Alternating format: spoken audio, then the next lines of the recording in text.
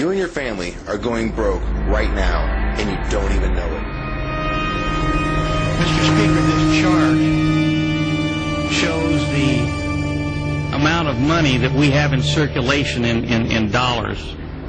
And as you can see, that up until recently, there wasn't a great deal of increase in the amount of money in circulation. But just in the last few years, last couple of years, it has shot straight up.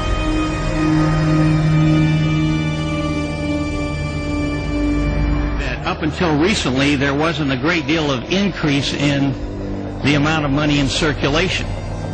But just in the last few years, last couple of years, it has shot straight up. Straight up. That means that we're seeing an inflationary trend unparalleled in American history, but that's not the end of it. People need to know that their money is going to buy a lot less if we continue down the road we're on. Now, what people need to understand is the excess printing of the United States currency is just another tax on the American people. It takes the value of the dollars that they have and makes them worth less in the long run. Meanwhile, you're still making roughly the same amount of money, yet the prices for everything from gas to milk are going up constantly, when in fact, nothing is really going up in price.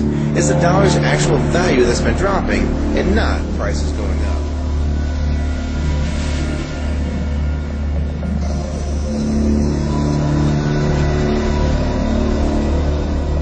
But the fact of the matter is, the Treasury Department of the United States, in my opinion, and I'm very sure this is going to happen, they're going to have to print more money. Billions and billions of dollars in additional money. And when they put that into circulation, the law of supply and demand is going to make it very clear that everything that we buy is going to cost a heck of a lot more. Now, if you have $100 and 100 quarts of milk, a quart of milk would cost $1. But if you triple the money supply and you have $300 and a quart of and 100 quarts of milk, it's going to cost $3 for a quart of milk. And that's the way inflation works. And this is a very clear signal that our money supply is going up like a rocket right now. Other times it goes much faster. Take, for instance, right here, in September of 1923, in the German inflation, 10 million marks would buy a loaf of bread. But it wasn't too long after that, a few weeks later, it took, 50 million marks to buy it, and then a month later it took 500 million, and of course the whole thing fell apart. So nobody should be reassured because they don't see a lot of price inflation going on right now.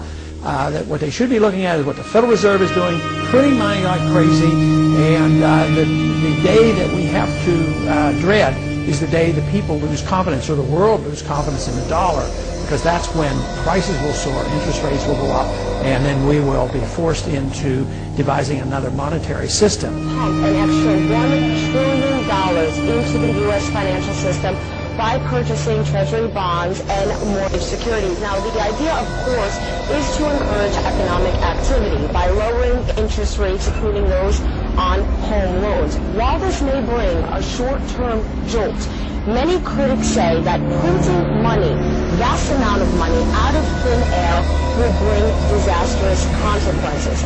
More specifically, hyperinflation and the plunge of the U.S. dollar. Many experts have gone on record saying that the U.S. monetary policy has passed a point of no return when it comes to printing money. So Americans eventually one day may have a stash of cash at home, but if you go to a store and bread costs $10, $20, what is your money really worth? And if anybody has any doubts over the severity of hyperinflation, look to Germany in the early 1920s. At that point, paper currency had lost so much value that people were literally burning it in furnaces to stay warm. The problem and severity of this situation cannot be underestimated. What people in Washington are thinking right now, no one knows.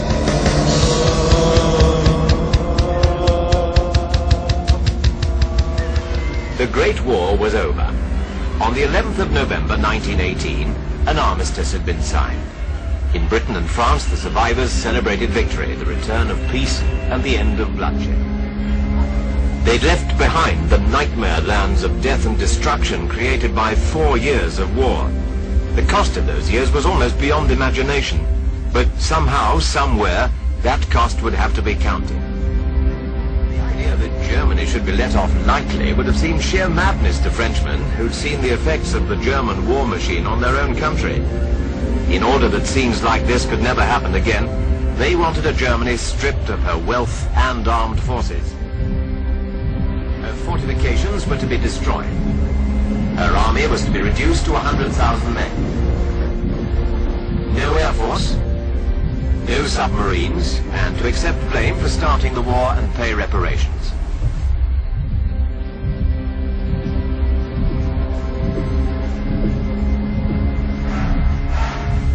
The rebuilding of war-damaged France was costing the country a great deal of money.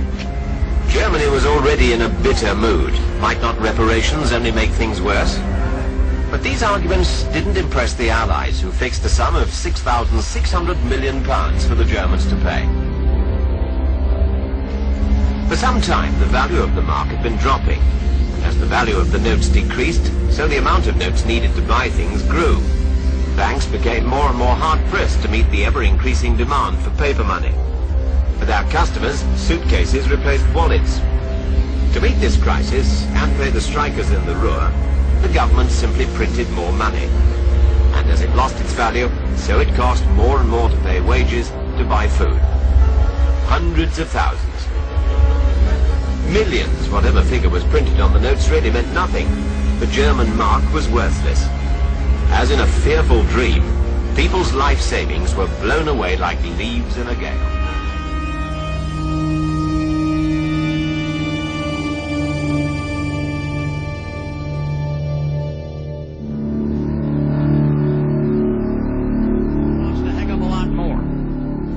$100 and 100 quarts of milk, a quart of milk would cost $1. But if you triple the money supply and you have $300 and a quart of and 100 quarts of milk, it's going to cost $3 for a quart of milk. And that's the way inflation works. And this is a very clear signal that our money supply is going up like a rocket right now. And Secretary Geithner is talking about $2 trillion more in addition to what they're talking about in the supplemental. The supplemental is over $800 billion, almost another $1 trillion. The omnibus spending bill, which we're going to be passing, is $410 billion, and there's a $100 billion supplemental. Now think about that. Where is all that money going to come from? You can't give people something unless you take it away as far as taxes are concerned. So we can't tax people that much. And so what they're going to have to do is they're going to have to inflate the money supply. And they are going to do it. The manipulation of our money supply is something that everybody in this country ought to be concerned about. They really should be concerned about it, because the value of the money you have in the bank, and a lot of people have already lost a ton in the stock market, but the value of the money that you have in the bank and under the mattress or wherever you keep your money is going to be devalued dramatically because they're going to print so much more money. So there'll be trillions of dollars more chasing the same amount of fewer goods and services. And everybody in America ought to be saying that we've got to put a hammer on the spending and put a hammer on these big policies that we're coming up with right now. I don't think people realize, honestly. I understand we have economic problems, but this is going to put our kids, our grandkids, and our posterity in one heck of a situation, because they're either going to be taxed to the limit or way above the limit, or they're going to have to deal with an inflationary spiral that means that the amount of money they have won't amount to anything. In Zimbabwe right now, that one piece of currency is worth about 12 million of their former currencies. So they just put more zeros on it. And when people go to buy bread or food or anything else over there, they have to take buckets of money. That happened in post-World War II Germany. And we're going to do it here right in the United States if we don't get control of spending. And this is real, folks. This isn't baloney. Geithner said today he may have to monetize up to $2 trillion or get loans for $1 trillion or $2 trillion. $410 billion in the omnibus, $800+ billion in the stimulus, $100 billion in the supplemental. I mean, where's this money going to come from? Where's it going to come from? So I'd just like to say, Mr. Speaker, to my colleagues and the American people, this ain't baloney. This is real dollars and cents. This is the future of our kids, our grandkids, and the future of our system of government in the United States of America. We must not let this happen. We must not let this happen. Gentleman's time has expired. Under a paper currency, government simply cannot finance wars. Why? Because it had to come clean to the people and say, oh, if we want to invade country X, it's in effect going to cost you a marginal tax rate of 75%. People would quite literally burst out into laughter and say, this is patently absurd that you propose to do. Whereas under a central banking system, you can basically foist those debts upon your children. You can debase the currency in such a way that people can't see it from day to day.